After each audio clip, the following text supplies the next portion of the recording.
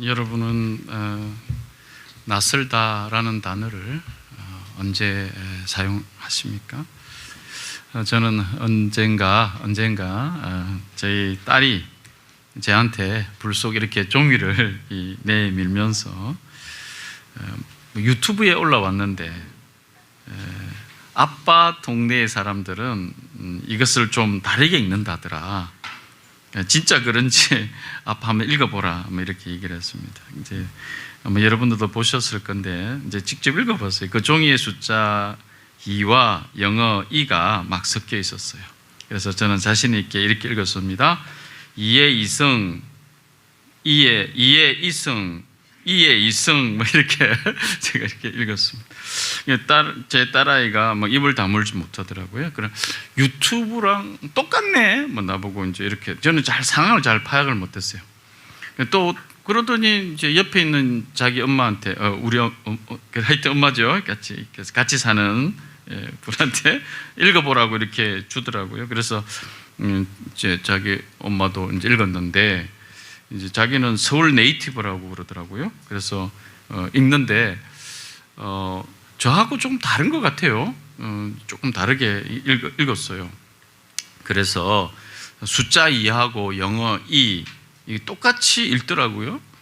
그래서 제가 똑같이 읽으면 어떻게 구분하느냐, 이게 달라야 되지 않냐, 2하고 2는 다르다 이렇게 이제 얘기를 했더니 그렇지 않다는 거예요. 똑같이 읽는다는 거예요.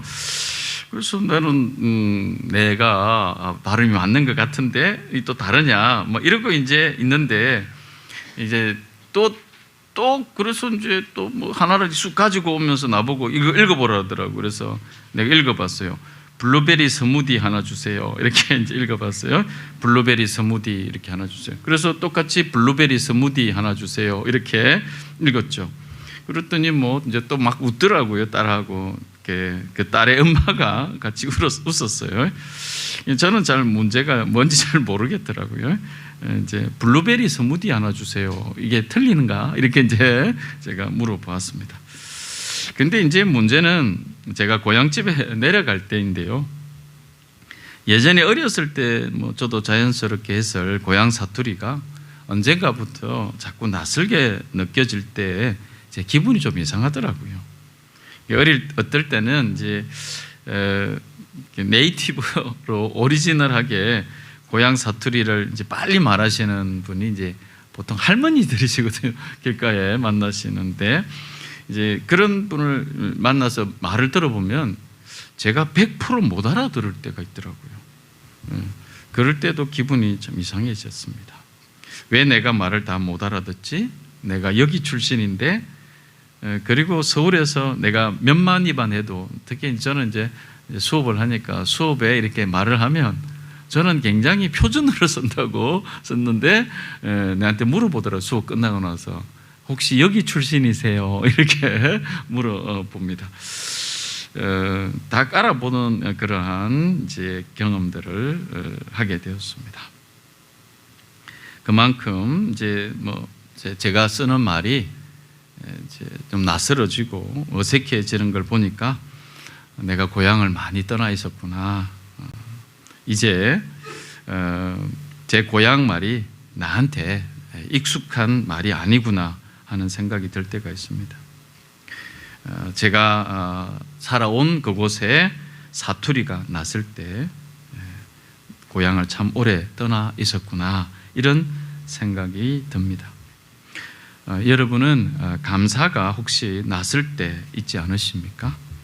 아니면 요즘 감사가 자신에게 좀 낯설게 느껴지지는 않으십니까? 익숙하고 늘 그렇습니까? 늘 감사를 하다 보니 감사가 내게 좀 형식적이다, 이렇게 느껴지시지는 않으시는지요? 기독교를 보통 사람들이 사랑의 종교 이렇게 말합니다만, 저는 여기에서 하나 더 붙여서 감사의 종교, 그래서 사랑의 종교이며 감사의 종교다, 이렇게 말씀을 드릴 수도 있을 것 같다, 이렇게 생각이 들었습니다. 그래서 감사, 특히 오늘은 이제 추수감사주일로 저희가 지키긴 하지만 이제 저희의 감사는 이렇게 어느 감사절기를 지키십시다, 뭐 이런 데서부터 감사하는 것으로 끝나는 것이 아니겠죠. 매일매일 그리고 순간마다 감사할 이유, 이런 이유들을 살아가는 이 존재 안에서 발견하고 살아가는 사람들이 바로 그리스도인이다, 이렇게 말씀을 드릴 수 있겠습니다. 오늘 시편 138편을 통해 내가 하는 감사, 저와 여러분들이 자기가 하는 감사를 돌아보는 말씀으로 함께 듣기를 바랍니다. 그리고 혹시나 감사하는 것이, 감사라는 단어가 내게 지금 낯설어진 분이 계시다면 다시 예전에 감사를 회복하시는 그런 시간이 오늘 말씀을 통해서 저와 여러분에게 일어났으면 좋겠다, 이렇게도 생각합니다. 오늘 본문 말씀은 여러분 읽어보면 다윗이 하나님께 감사 기도를 드리고 있는 시편 말씀이다. 오늘 말씀이 기록될 당시에 다윗의 상황을 간단하게 살펴보면, 먼저 시기적으로는 138편 2절의 말씀에 있는 주님의 성전이라는 단어가 쓰여 있죠. 이것으로 보아 이곳은 다윗이 왕이 되어서 예루살렘으로 하나님의 법궤를 옮겨와서, 그리고 법궤를 옮겨왔기 때문에 주님의 성전 이렇게 얘기하는 거 보니까 이 법궤를 가지고 온 이후의 상황이다, 이렇게 짐작해 볼 수 있습니다. 여기서 주님의 성전이라는 것은 이 다윗의 시 이렇게 나와 있다는 이 정황에서는 첫 번째로는 다윗 때는 성전이 완성이 안 되었기 때문에 아마도 법궤를 모신 바로 어느 그곳, 그 다음에 뭐 더 나아가서는 뭐 이제 그 타작마당을 성전을 짓기 위해서 정하게 되죠. 뭐 이런 곳, 뭐 이렇게 염두에 둘 수 있겠습니다만, 첫 번째로 제가 생각할 때는 법궤를, 예루살렘의 법궤를 가지고 와서 법궤를 모시도록 한 바로 그곳에서 예배를 드리고 하는 이런 곳이 있었던 그곳으로 우리가 이해하시면 어떨까라는 생각을 합니다. 자, 그래서 이러한 주님의 성전이라고 이제 하나님께서 다윗을 통해서 호칭하게 됐었을 때 그 주님의 성전이 갖는 의미가 어떤 의미냐? 그것은 바로 하나님의 임재하심, 하나님의 임재의 상징이자 하나님이 계신 곳으로 생각했던 거룩한 장소이고, 다윗은 그곳에 엎드려 하나님을 예배하고 있었던 곳이다 라는 사실이죠. 다윗이 그토록 기뻐하고 귀하게 여긴 그 장소인 주님의 성전은 우리가 이 생각도 해야 되는데, 동시에 다윗의 아픔과 고통이 있었던 장소였을 거라 생각이 듭니다. 다윗은 왕이 되고 나서 예루살렘에 하나님의 법궤를 옮기고 예루살렘을 신앙과 통치의 중심으로 삼습니다. 그런데 이렇게 예루살렘을 이스라엘의 신앙 중심지요 통치 중심지로 삼으려 하는 과정에서 여러 반대자들의 공격이 있었을 것이다 라는 것이 대개 학자들의 생각입니다. 그래서 오늘 138편에도 이러한 많은 반대 가운데 다윗이 좀 고통스러웠을 것 같다라고 얘기해 볼 수 있는 이 단어들이 3절에서부터 7절 이런 단어들이 계속 등장하는 것을 보고 알 수 있습니다. 내가 부르짖을 때에, 이 부르짖는다는 것은 상황이 굉장히 곤란스러운 상황을 염두에 두는 말이거든요. 그래서 내가 부르짖었을 때에, 그 다음에 오만한 자를 다 알아보신다. 내가 고난의 길 한복판을 걷는다고 하여도 또 내 원수들의 분노를 가라앉혀 주시며, 이런 표현들을 우리가 보면서 다윗은 아마 왕이 되고 또 예루살렘으로 이렇게 이전할 때 모든 것이 그냥 순적하게 왕이니까 다 아무런 염려 근심 없이 되는 그런 정황으로 우리가 받아들일 수 없다라는 사실을 다시 한 번 더 추측해 볼 수 있습니다. 시편 138편을 하나님께서 다윗을 통해서 기록하게 하셨을 때 당시에 처한 상황이 여러분 사울을 피해 도망 다닐 때보다 좀 나았을 것이다 뭐 이렇게 생각할 수도 있고, 그럼에도 이전과는 다른 삶의 무게를 다윗이 지고 있었다라는 것에 대해서 우리는 알아야겠습니다. 자, 다윗은 그럼에도 138편 전체를 통해 여전히 하나님께 감사하고 있는 사람으로 우리에게 보여집니다. 다윗의 행복하고 좋기만 한 사항이 아닌, 어쩌면 여전히 왕이 되어서도 자신을 이모저모로 공격하는 사람들에 의해 고통받고 있는 가운데에서도 감사했다라는 것도 우리에게 도전을 주지만, 더 오늘 본문에서 우리에게 진정한 감사의 본을 보여주는 것이 있는데, 이것이 바로 138편 1절에서부터 2절까지 나타나는 말씀을 통해서 그것을 알 수 있습니다. 살펴보면, 여러분 본문을 살펴보면, 주님 온 마음을 기울여서 주님께 감사를 드립니다. 신들 앞에서 내가 주님께 찬양을 드리렵니다. 내가 주님의 성전을 바라보면서 경배하고 주님의 인자하심과 주님의 진실하심을 생각하면서 주님의 이름에 감사를 드립니다. 여기서 다윗이 우리에게 보여주고 있는 감사는 조건 없는 감사입니다. 조건 없는 감사를 다른 말로 하면 하나님으로부터 출발하는 감사이고, 하나님만으로 감사는 감사다, 이렇게 말씀드릴 수 있겠죠. 그래서 다윗은 신들 앞에서 당당하게 하나님께 감사와 찬양을 드리고 있습니다. 도대체 무엇을 감사한단 말인가? 너가 조금이라도 나아진 것이 있는가?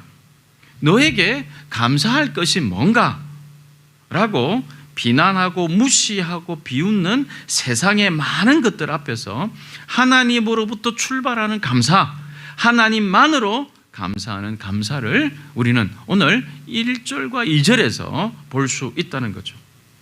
어떤 사람들은 건강해서 감사하기도 합니다. 어떤 사람들은 넉넉한 물질 주심을 감사하기도 하죠.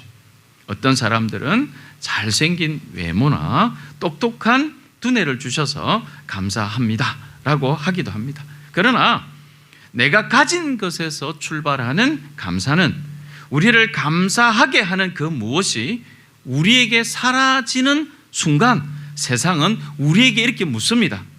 너는 이제 무엇으로 감사할 거니? 라고 물을지도 모릅니다.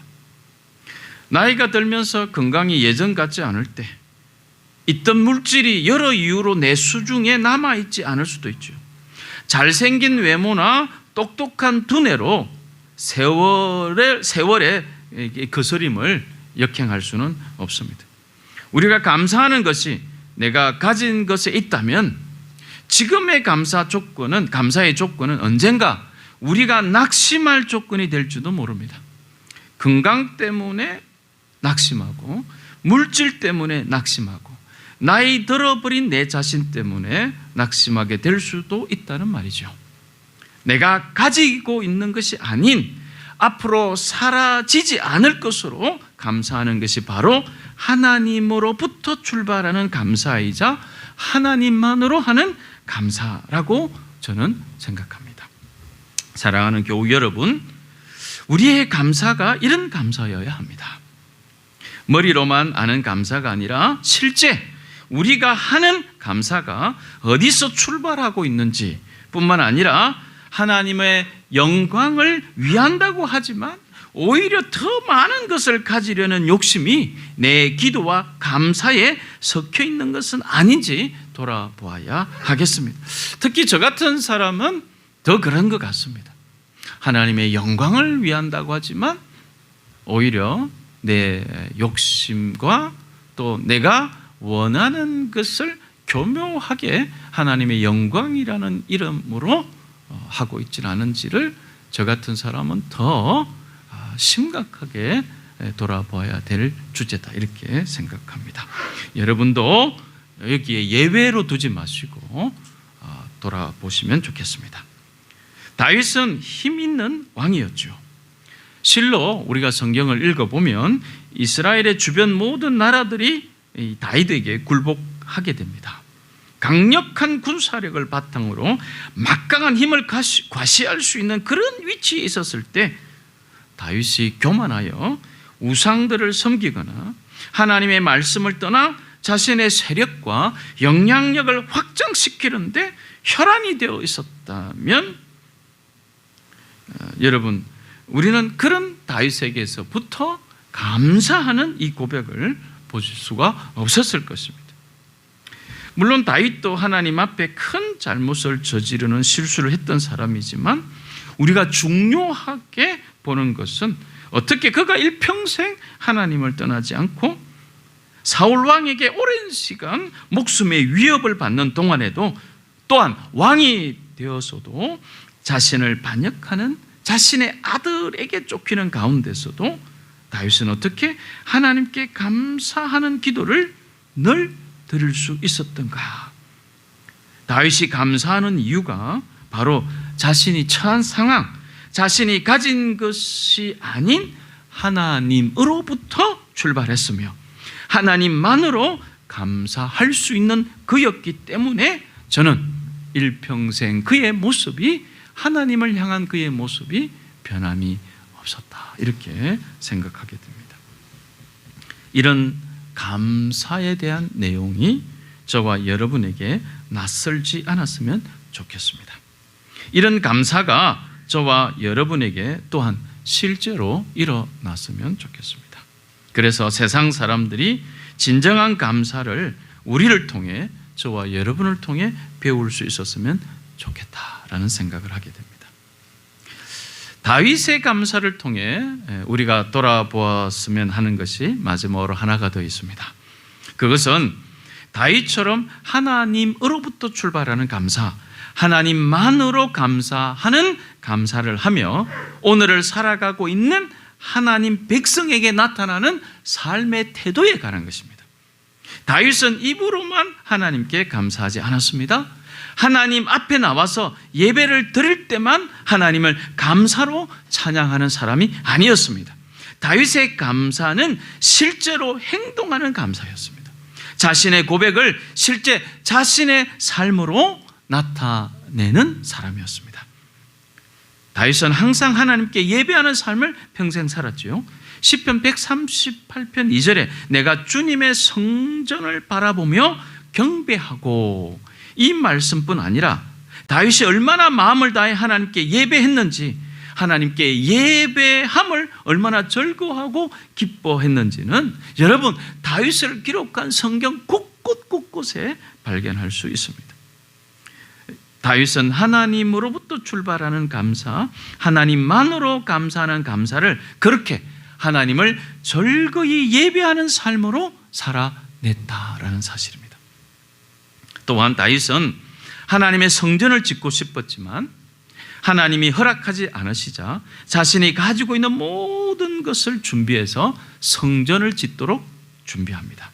자신이 가지고 있던 물질과 성전을 지을 수 있는 도면, 기술자들, 사람들을 준비합니다. 다윗은 그렇게 하나님을 자신이 예배하였을 뿐만 아니라 하나님의 성전에서 많은 사람들이 하나님을 예배하도록 자신이 가진 모든 것을 다해 섬겼다라고 저는 생각합니다. 헨리 나우에는 예수의 길이라는 책에서 이렇게 말했습니다. 누군가를 섬긴다는 것은 결과를 얻어내려는 행위나 세상을 구원하려는 욕구가 아닙니다.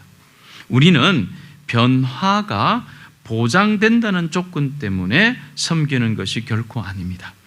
누군가를 돕거나 이런저런 일을 할 때 사람이나 세상이나 나라나 정치나 사회 환경을 변화시키려는 것이 유일한 감사라면, 즉 변화가 섬김의 조건이라면 우리는 금세 원망으로 가득 찰 수 있습니다. 반면에 섬김이 이미 누리고 있는 사랑에 대한 감사의 표현이라면 너무 무리하지 않고도 홀가분하게 참여할 수 있습니다. 섬김은 당신 안에 주어진 선물을 다른 사람들에게 나누려는 표현입니다. 어떤 면에서 그래서 섬김은 감사의 행위입니다. 진정한 감사를 누리는 사람의 삶의 태도에 대해 저는 잘 보여주고 있는 글이라 생각되었습니다. 자신이 누리고 있는 사랑에 대한 진정한 감사가 있다면 그 사람의 삶에서는 섬김의 모습이 나타나리라는 거죠. 그리고 그 섬김은 누군가를 변화시키겠다는 목적이나 욕구가 아닌 그저 내가 누리고 있는 사랑에 대한 감사를 표현할 뿐이라는 것을 잊으면 안 되겠습니다. 내 삶에 지금 여러 모양으로 섬김이 나타나고 있습니까? 내가 이렇게 섬기는데 왜 아무런 변화가 없냐며 낙심될 때가 있었습니까? 다시 나의 감사를 돌아보십시오. 내 감사가 진정한 감사인가? 내 감사가 하나님으로부터 출발한 감사인가? 하나님만으로 감사하는 감사일 수 있는가? 그 전제가 선명하지 않으면 혹은 그 전제가 아닌 다른 것에서 출발하는 감사라면 그 감사는 섬김으로 표현되지 못할 수 있습니다. 그리고 그 섬김은 아까 말한 것처럼 어느새 우리가 낙심하게 될 조건이 될지도 모릅니다. 여러분에게 선물로 주신 구원의 은혜에 그저 감사해서 그 선물을 다른 사람들에게 나누려는 표현이 섬김이라는 사실을 기억하시기를 바랍니다. 살다 보니 예전에 익숙했던 것이 문득 낯설게 느껴질 때가 있습니다.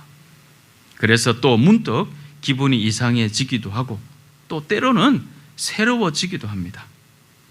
감사가 났을 때 내가 다시 감사를 회복해야겠구나.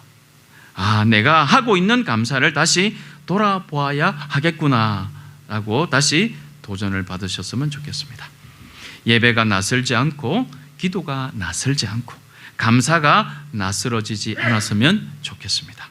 감사가 낯설지 않도록 우리가 스마트폰으로 알람 설정해 놓듯이 주기적으로 무뎌지기 쉬운 감사에 알람 설정해 두시고 알람이 울리면 다시 감사를 돌아보고 그런 도전들을 해 나가시면 좋겠습니다. 그리고 감사가 낯설어질 때 어색해 하지 마시고 다시 진정한 감사의 의미를 기억해 내시는 삶이었으면 좋겠습니다. 뭘 기억해내냐라고 물어본다면 오늘 전해드린 진정한 감사에 대해서 기억해내시면 좋겠습니다. 조건 없는 감사, 다시 말해 하나님으로부터 출발하는 감사, 하나님만으로 감사하는 감사가 진정한 감사입니다. 그런 진정한 감사를 담고 살아가는 사람은 말로만 감사하는 것이 아니라 그는 하나님을 예배하며 또한 이웃을 섬기며 살아갑니다. 진정한 감사에서 나오는 섬김은 누군가 무언가의 변화를 바라는 것이 아니라 그저 받은 사랑에 감사하는 표현이라는 사실입니다. 오늘 말씀을 통해서 다시 한 번 더 이 감사절을 지나면서 낯설어진 나의 감사가 아닌지, 그리고 내가 하는 감사에 진정함이 있는지, 이런 내용들을 오늘 말씀을 통해서 다시 한 번 더 돌아보시면서 회복되어지는 감사의 은혜가 충만하시기를 바랍니다. 기도하겠습니다.